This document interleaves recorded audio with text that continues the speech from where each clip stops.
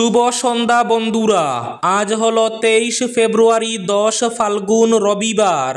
আজকের সন্ধ্যার বিশেষ বিশেষ খবরগুলি হলো: আজ হঠাৎ রাজ্যের প্রান্তে প্রান্তে প্রচণ্ড শিলাবৃষ্টি।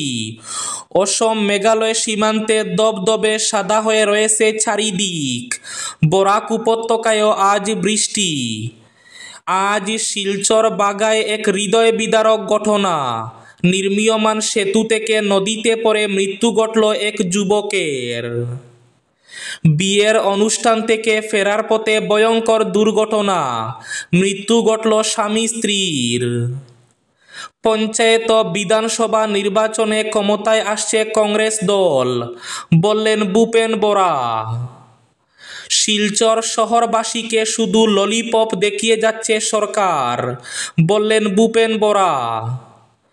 15 জন আইনজীবীর আবেদন খারিজ, জেল হাজতেই রইলেন ইউএসটিএম চ্যান্সেলর মাহবুবুল হকের বিরুদ্ধে ফের বিস্ফোরক মন্তব্য মুখ্যমন্ত্রী হিমন্ত বিশ্ব শর্মার।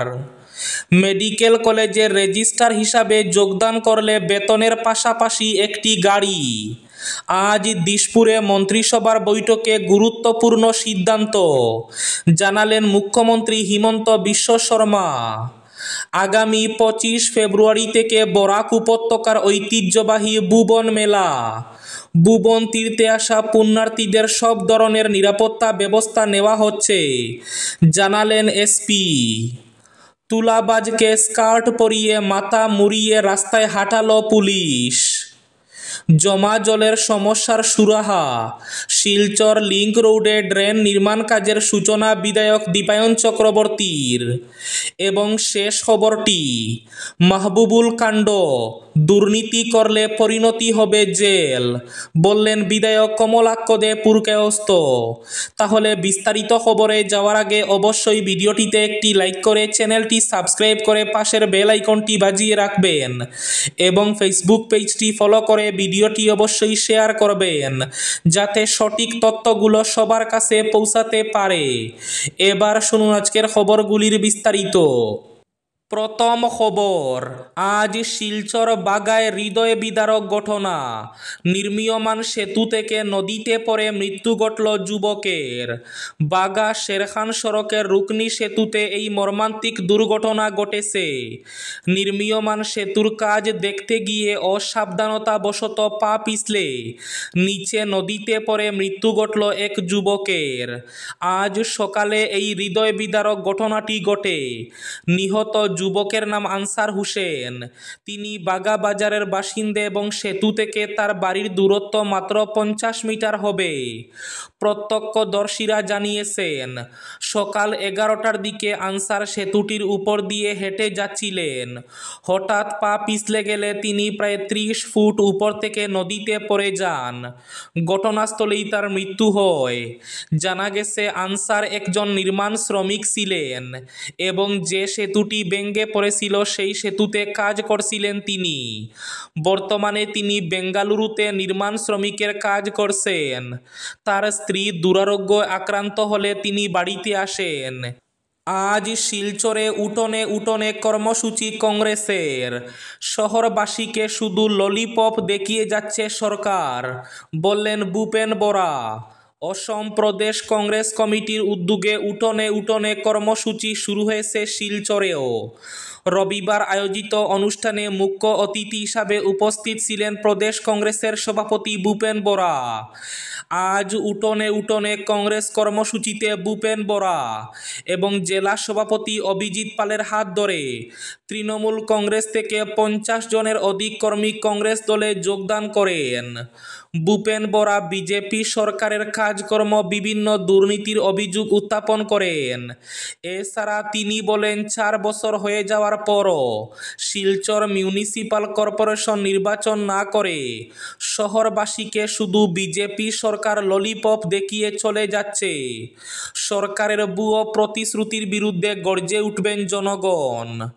এদিকে পঞ্চায়েত ও বিধানসভা নির্বাচনে ক্ষমতায় আসছে কংগ্রেস দল, বললেন ভূপেন বরা। নির্বাচন এখনো দূর, বহুদূর। এরই মধ্যে নির্বাচনী রণডঙ্কা বাজাতে শুরু করে দিয়েছে রাজ্যের প্রধান বিরোধী দল কংগ্রেস। আসন্ন পঞ্চায়েত নির্বাচনে ক্ষমতায় আসছে কংগ্রেস। আগামী ২৬-এর বিধানসভা নির্বাচনে কংগ্রেস ক্ষমতায় আসছে জোর গলায় দাবি করেন প্রদেশ কংগ্রেসের সভাপতি ভূপেন বরা। রাজ্যে হঠাৎ প্রচণ্ড শিলাবৃষ্টি। রাজ্যের প্রান্তে প্রান্তে শিলাবৃষ্টি। ২০২৫-এর প্রথম শিলাবৃষ্টি অসম মেঘালয় সীমান্তের সমগ্র অঞ্চলে। অসম মেঘালয় সীমান্তে হঠাৎ প্রচণ্ড শিলাবৃষ্টি। চারিদিকটি সাদা হয়ে রয়েছে। আগামী ২৮ ফেব্রুয়ারি পর্যন্ত শিলাবৃষ্টির অ্যালার্ট জারি করা হয়েছে। আজ মন্ত্রিসভার বৈঠকে বেশ কয়েকটি গুরুত্বপূর্ণ সিদ্ধান্ত জানালেন মুখ্যমন্ত্রী। মুখ্যমন্ত্রী হিমন্ত বিশ্ব শর্মার সভাপতিত্বে রাজ্য মন্ত্রিসভার বৈঠক অনুষ্ঠিত হয়। আজ অর্থাৎ রবিবার দিসপুরের লোকসেবা ভবনে আয়োজিত এই বৈঠকে বেশ কিছু গুরুত্বপূর্ণ সিদ্ধান্ত নেওয়া হয়েছে। বৈঠক শেষে মুখ্যমন্ত্রী ডক্টর হিমন্ত বিশ্ব শর্মা সংবাদ সম্মেলনে সিদ্ধান্তগুলি সম্পর্কে অবহিত করেন। ষষ্ঠ অসম অর্থ কমিশনের মেয়াদ ২০২৬ সালের ৩১শে মার্চ পর্যন্ত বাড়ানোর সিদ্ধান্ত নেওয়া হয়েছে। ডিব্রুগড় এবং শিবসাগরের পরিকাঠামোর জন্য জাতীয় আবাসন ব্যাংক থেকে ৫৫ কোটি টাকা নেওয়া হবে। ডিব্রুগড়ের আমলাপাটিতে উড়ন্ত সেতুর জন্য ১৫৭ কোটি টাকা মঞ্জুর করা হয়েছে। অসম সরকারের জৈব প্রযুক্তি নীতিতে কিছু সংশোধনী আনার সিদ্ধান্ত নেওয়া হয়েছে। মন্ত্রিসভা বস্ত্র এবং পোশাক নীতি ২০২৫ অনুমোদন করেছে। এদিকে কোনো মেডিকেল কলেজের রেজিস্ট্রার হিসাবে যোগদান করা হলে তবে বেতনের পাশাপাশি একটি গাড়ি দেওয়া হবে। সরকার এই গাড়ির জন্য ব্যাংকের মাধ্যমে ১৫ লক্ষ টাকা দেবে। অন্যদিকে মূলধনের অর্থ চিকিৎসক দেবেন এবং ঋণের পরিমাণ সরকার দেবে। একইভাবে রাজ্য সরকার জাতীয় স্তরের সম্মেলনে অংশগ্রহণের সমস্ত খরচ বহন করবে। এশিয়ার যে কোনো দেশ এই সম্মেলনে অংশ নিতে পারবে এবং এর খরচও সরকার বহন করবে। প্রতি ৩ বছরে ইউরোপ বা মার্কিন যুক্তরাষ্ট্রে কমপক্ষে একটি একাডেমিক সম্মেলন। এটি রাজ্য সরকার বহন করবে। এইমসের সুবিধা এখন থেকে মেডিকেল কলেজের শিক্ষকরাও পাবেন। এদিকে মাহবুবুল হকের বিরুদ্ধে ফের বিস্ফোরক মন্তব্য মুখ্যমন্ত্রী হিমন্ত বিশ্ব শর্মার। ইউএসটিএমের চ্যান্সেলর মাহবুবুল হকের গ্রেফতারের বিষয়ে মুখ্যমন্ত্রী হিমন্ত বিশ্ব শর্মা প্রতিক্রিয়া জানিয়েছেন। ইউএসটিএমের প্রতিষ্ঠাতা মাহবুবুল হকের বিরুদ্ধে মহা বিস্ফোরণ ঘটালেন তিনি। মুখ্যমন্ত্রী বলেন, মাহবুবুল হক শিক্ষার্থীদের প্রলুব্ধ করেন। মাহবুবুল হক অর্থের বিনিময়ে ছাত্রদের পাশ করিয়ে দেন। পাশের জন্য এক ছাত্রের কাছ থেকে ২.৫ লাখ টাকা নিয়েছেন মাহবুবুল হক। মুখ্যমন্ত্রী বলেন, আমরা মাহবুবুল হকের হোয়াটসঅ্যাপ বার্তা পেয়েছি। এর মধ্যে মেডিকেল ভর্তি বিষয় আছে। কিছু কোচিং সেন্টারে সাংঘাতিক ভালো ফলাফল পেয়েছে। তারা তাদের জেলায় নেই। এই ঘটনা একটি বড় জালিয়াতির বিষয়টি সামনে আনবে। পুরো বিষয়টি তদন্ত করে দেখা হবে। মুখ্যমন্ত্রী আরও বলেন, মাহবুবুল হক একজন প্রতারক। ইউএসটিএম একটি জালিয়াতি প্রতিষ্ঠান। ২৪৩ জন শিক্ষার্থীকে প্রলোভনের মাধ্যমে ভর্তি করা হয়েছিল। ডিজিপি মাহবুবুল হকের বিরুদ্ধে তদন্ত তদারকি করবেন। ভুবন তীর্থে আসা পুণ্যার্থীদের সব ধরনের নিরাপত্তা ব্যবস্থা নেওয়া হচ্ছে। আগামী ২৫ ফেব্রুয়ারি থেকে দক্ষিণ অসমের বরাক উপত্যকার ঐতিহ্যবাহী শৈব তীর্থ ভুবন তীর্থে শুরু হচ্ছে ভুবন মেলা। আগামী ২৫, ২৬ এবং ২৭ ফেব্রুয়ারি ৩ দিন ভুবন পাহাড়ের চূড়ায় থাকা ভুবন বাবার মন্দিরে অনুষ্ঠিত হবে পূজার্চনা এবং মেলা। এদিকে মহাশিবরাত্রিকে ঘিরে শৈব তীর্থ ভুবন তীর্থে লক্ষ লক্ষ পুণ্যার্থীর সমাগম হয়ে থাকে। বরাক উপত্যকা, অসম সহ ভারতবর্ষের বিভিন্ন রাজ্য থেকে পুণ্যার্থীরা ভুবন বাবার পুজো দিয়ে ভুবন তীর্থে ছুটে আসেন। প্রতি বছর ভুবন মেলাকে কেন্দ্র করে কয়েক লক্ষ পুণ্যার্থী সমাগম ঘটে ভুবন পাহাড়ে। আর ভুবন পাহাড়ের চড়াই উতরাই পাহাড়ি রাস্তা অতিক্রম করে ভুবন বাবার মন্দিরে যেতে হয়। আর এতে অনেক পুণ্যার্থী অসুস্থ হয়ে পড়েন। বিগত দিনে অনেক পুণ্যার্থীর মৃত্যু পর্যন্ত হয়েছে। তাই এদিক থেকে এবার জেলা প্রশাসনের পক্ষ থেকে ভুবন তীর্থে আসা পুণ্যার্থীদের নিরাপত্তার উপর জোর দেওয়া হয়েছে। বিয়ের অনুষ্ঠান থেকে ঘরে ফেরার পথে ভয়ঙ্কর দুর্ঘটনায় প্রাণ হারালেন এক স্বামী স্ত্রী। মৃত্যুর সঙ্গে লড়াই করছে মৃত দম্পতির শিশু কন্যা। ভয়াবহ দুর্ঘটনাটি সংঘটিত হয় মেরাপানিতে। জানা যায় শনিবার বিয়ে থেকে একটি পার্কিং করা ট্রাকের সঙ্গে ধাক্কা লাগে এল্টোর। এতে এল্টো দুমড়ে মুচড়ে যায়। এই এল্টোতে ছিলেন টঙ্কেশ্বর ফুকন এবং তার পরিবার। টঙ্কেশ্বর ফুকনের মৃত্যুর পর তার আহত স্ত্রী রীতামণি শইকিয়া ফুকনের হাসপাতালে মৃত্যু ঘটে। তবে তাদের ছোট মেয়ের অবস্থা আশঙ্কাজনক বলে জানা গেছে।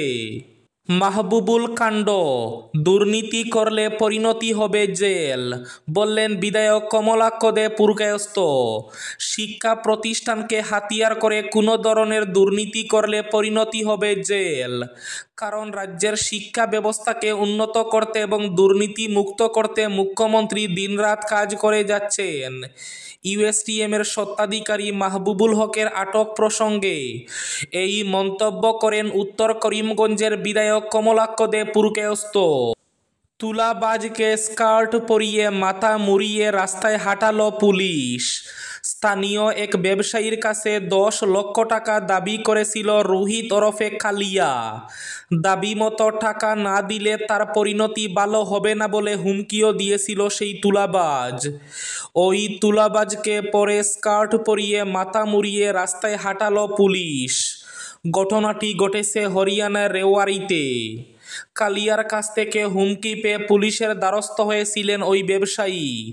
অভিযোগ দায়ের করেছিলেন কালিয়ার বিরুদ্ধে। সেই অভিযোগের ভিত্তিতে তদন্তে নেমে কালিয়াকে গ্রেফতার করে পুলিশ। তবে গ্রেফতারির পর তাকে পুলিশের গাড়িতে না নিয়ে হাতকড়া পরিয়ে প্রকাশ্যে বাজারের মধ্যে দিয়ে হাঁটিয়ে নিয়ে যাওয়া হয়।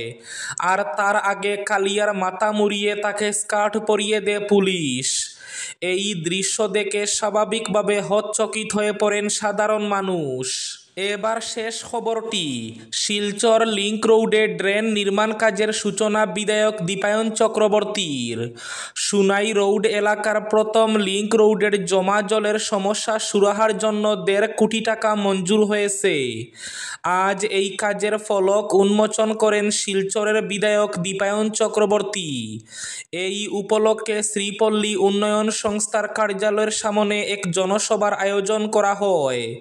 শ্রীপল্লী ডেভেলপমেন্ট কমিটির সভাপতি দীপায়ন পাল চৌধুরী পৌরোহিত্যে এ দিনের সভায় বক্তব্য রাখতে গিয়ে দীপায়ন চক্রবর্তী বলেন, যে আশা ভরসা নিয়ে শিলচরের মানুষ বিধায়ক বানিয়েছেন, তাদের নির্দেশিত পথে চলে উন্নয়নমূলক কাজ এগিয়ে নিয়ে যাচ্ছেন। তিনি আশা ব্যক্ত করেছেন, এই ড্রেনটি নির্মাণ হলে লিংক রোড এলাকার জমা জলের সমস্যার সমাধান হবে। তিনি আরও জানান, আগামী বর্ষায় শিলচর শহরকে জমা জলের সমস্যার অনেক অংশে সমাধান করা সম্ভব। এই ছিল আজকের সন্ধ্যার বিশেষ খবরগুলি। ভিডিওটি অবশ্যই লাইক করে শেয়ার করে দেবেন।